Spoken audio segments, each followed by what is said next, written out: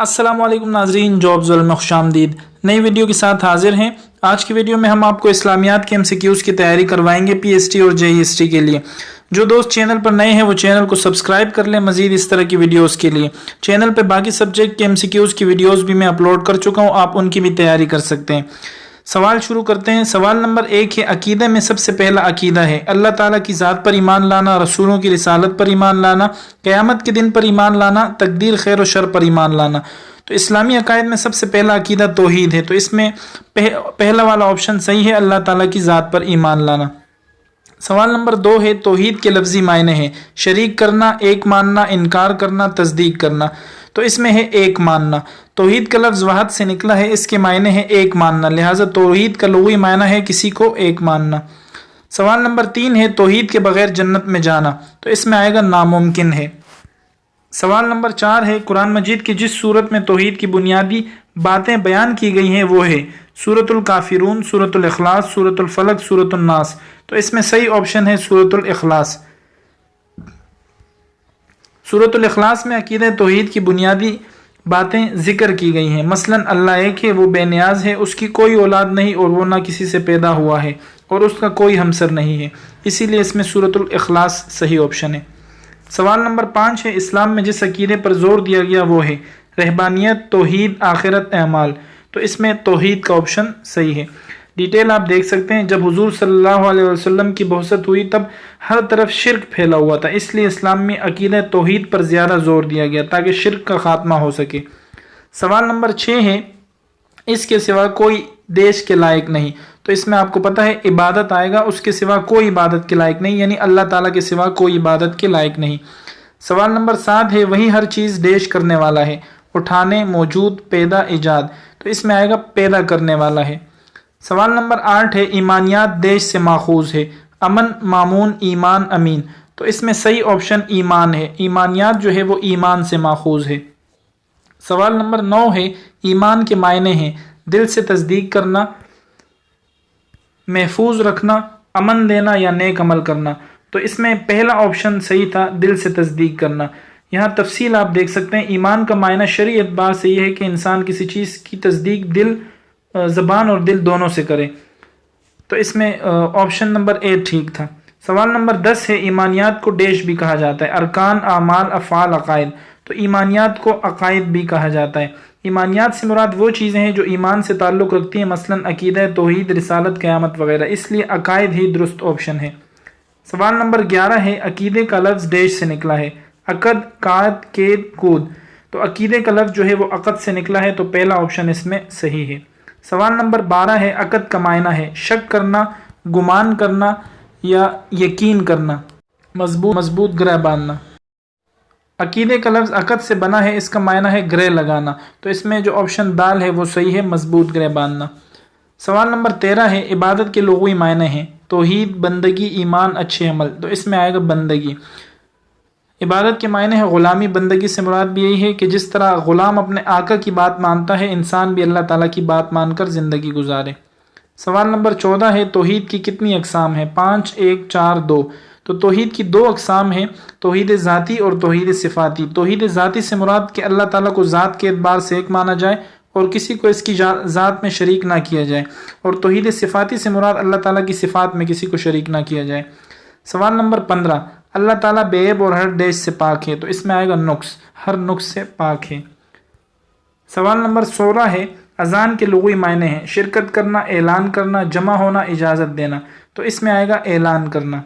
सवाल नंबर 17, अजान के ज़रिए दिन रात में डैश मरतबा मुसलमानों को नमाज के लिए बुलाया जाता है। तो इसमें आएगा 2, 3, 4, 5। तो 5 ऑप्शन इसमें करेक्ट है।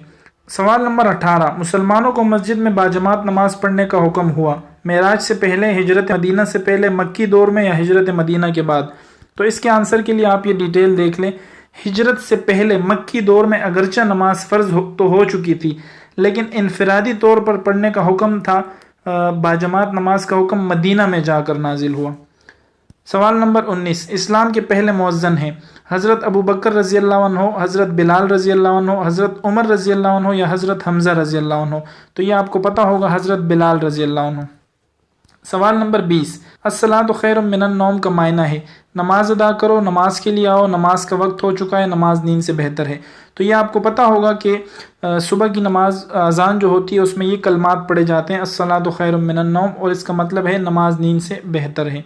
सवाल नंबर 21, देश की गर्दनें क़यामत के रोज़ लोगों में बुलंद होंगी, मुअज्जिन, परहेजगार, इमाम, नमाजी। तो इसमें मुअज्जिन ऑप्शन सही है, और ये हदीस है कि हुज़ूर सल्लल्लाहु अलैहि वसल्लम ने फरमाया रोज़े क़यामत मुअज्जिनों की गर्दनें सबसे ऊंची होंगी।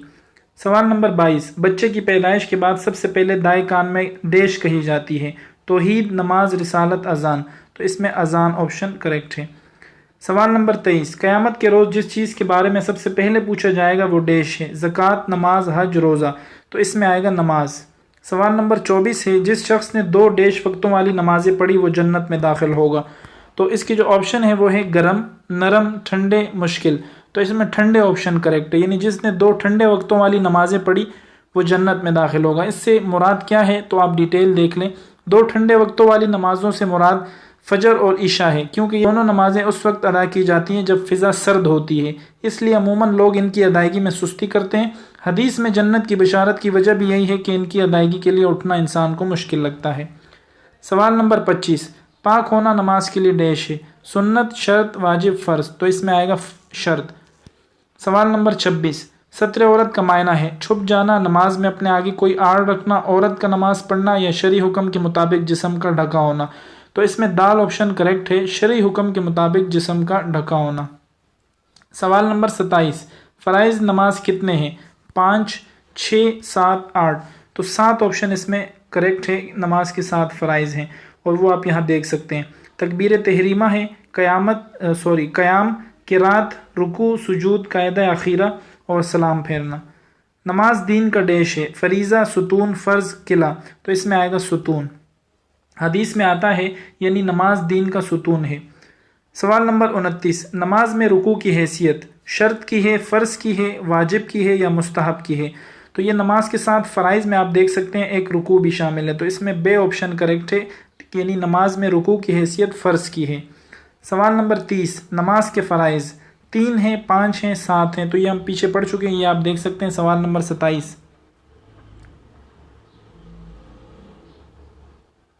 तो इसमें 7 ऑप्शन करेक्ट था, अभी हमने पीछे पढ़ लिया इसको।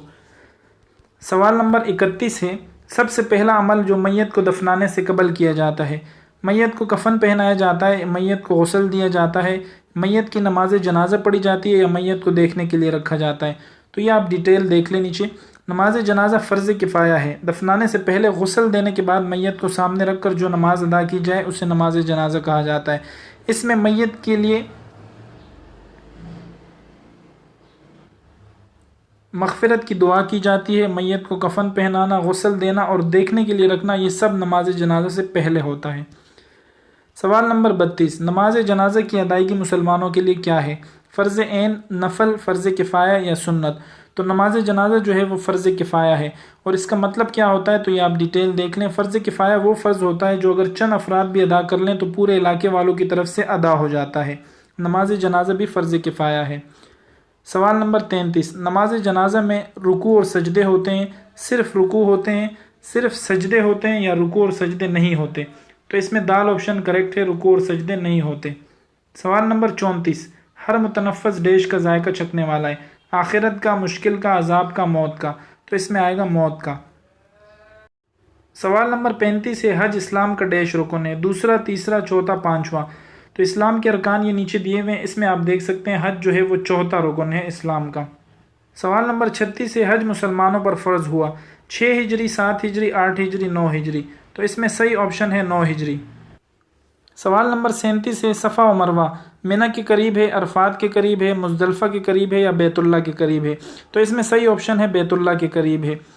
सफ़ा और मरवा 2 छोटी पहाड़ियों का नाम है, ये बैतुल्लाह के सामने वाक़ हैं और मस्जिदुल हराम का हिस्सा है। उम्रा और हज करने वाले अफराद इनके दरमियान सही करते हैं।